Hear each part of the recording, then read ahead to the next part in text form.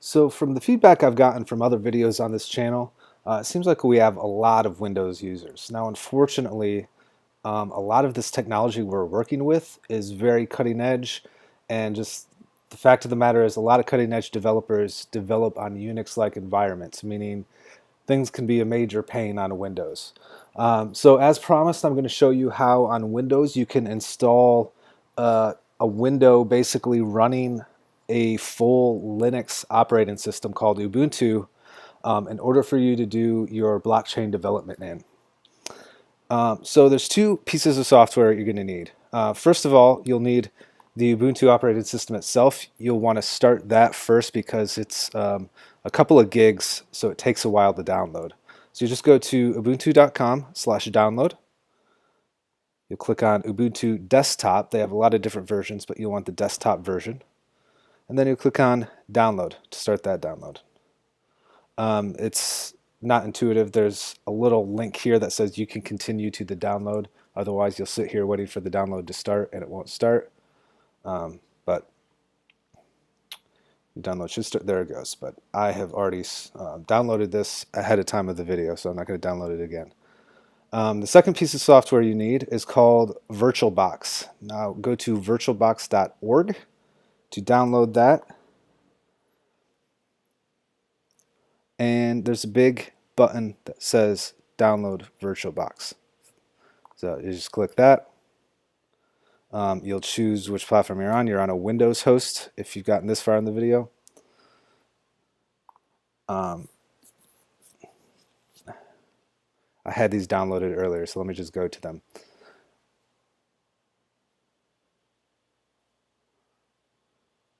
Let me cancel this download. So the first thing you want to do is install VirtualBox. So you downloaded the .exe. Just go ahead and click on it. Preparing to install. Click through. VirtualBox application. Next.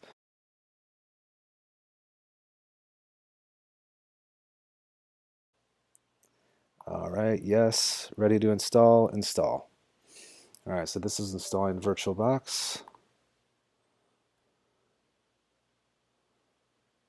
Should take just a couple of minutes.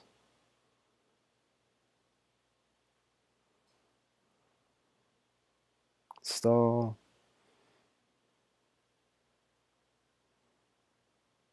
So things are moving a little slow for me. You can't really see it on this video, but I'm actually on my Mac as usual running VirtualBox, which is running a Windows installation, which is now installing VirtualBox inside that. So it's a VirtualBox inception scenario. So things run pretty slow for me. So let's figure out where to put that. I think I put it on the desktop. Oh yeah, so it automatically opened VirtualBox for us. Put it on the desktop. So double click VirtualBox. Create a new machine. And what we could do is call it Ubuntu. Options here. We downloaded Ubuntu. Click Next. This is kind of up to you how much memory you want to allocate to it. So just keep in mind, the more memory you give the virtual machine, the less memory the host operating system, which is Windows in this case, is going to have. So like is happening on my computer right now, things could run really slow, but it's kind of one of the prices you have to pay for working in a virtual environment. So you want to create a virtual hard disk to store this operating system on. You can just use the default VirtualBox disk image. I usually choose dynamically allocated. What that means is the hard drive will be X number of gigabytes large, but it doesn't actually expand to that whole size until you actually use the files. That way you're not filling up the hard drive on your host environment, which is Windows, until you're actually using the files there. So we can just call it Ubuntu. And I'm just doing this as an example. In a real world scenario, you'll probably want to jack that up to a bit more than 10 gigs. But for now, that should be enough to just install the operating system. So click Create. Now we've got Ubuntu. One nice thing that VirtualBox does is the first time you launch a new thing, a new installation, it gives you the opportunity to run something one time, such as, like in the real world, like it's an installation disk or something like that. So that's exactly what we downloaded from Ubuntu.com. That ISO file we downloaded was the installation media. So click Start on this new instance that we've got. So select Startup Disk. So we'll click this little icon, go to our Downloads, and choose Ubuntu.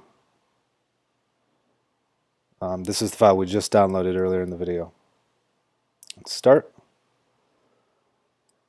So now we're zooming into the installation screen. You'll be presented with this. Choose your language. I'm a dumb American, so I only speak English. And I'll click on Install Ubuntu. You probably want to download the updates. It depends on when you downloaded it. If you just downloaded it, you probably don't need to do this, but I just do this anyways every time I do it because it happens in the background. You might as well. If you want to listen to music and stuff, install third-party software.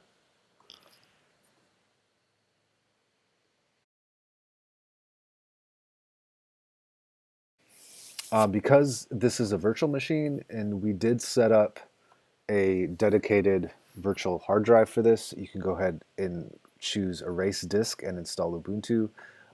If any of the settings in the initial lead up to this you changed and you tried to modify yourself, I would think highly about what you're going to do here, because you could do some major damage if you don't do this the correct way. But if thus far you followed the instructions to the T, then you can go ahead and safely click Erase Disk and install Ubuntu. So click on Install Now. Continue. Where are you? I'm in that time zone, so I'm going to choose that. English, English. You can test your keyboard here if you want.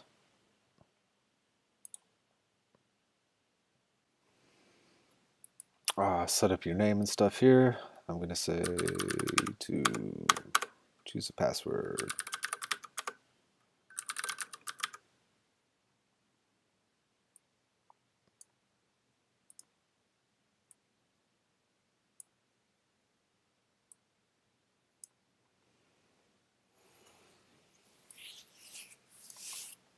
So then you get to wait for a good solid 5 or 10 minutes while this installs.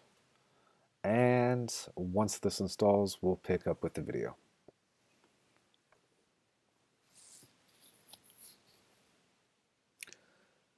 So installation is complete.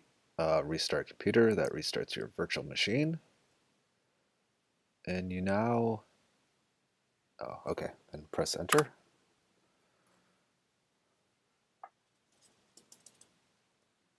Your virtual machine will restart. You now technically have a version of Linux up and running on your Windows computer. And there you have it. You now have Linux up and running on your Windows computer in a VirtualBox. You can pull up Terminal and follow the instructions that are in the rest of these videos on a Unix-based environment, so you won't have to deal with all the Windows BS. So thanks for watching. Hope this makes your life a lot easier.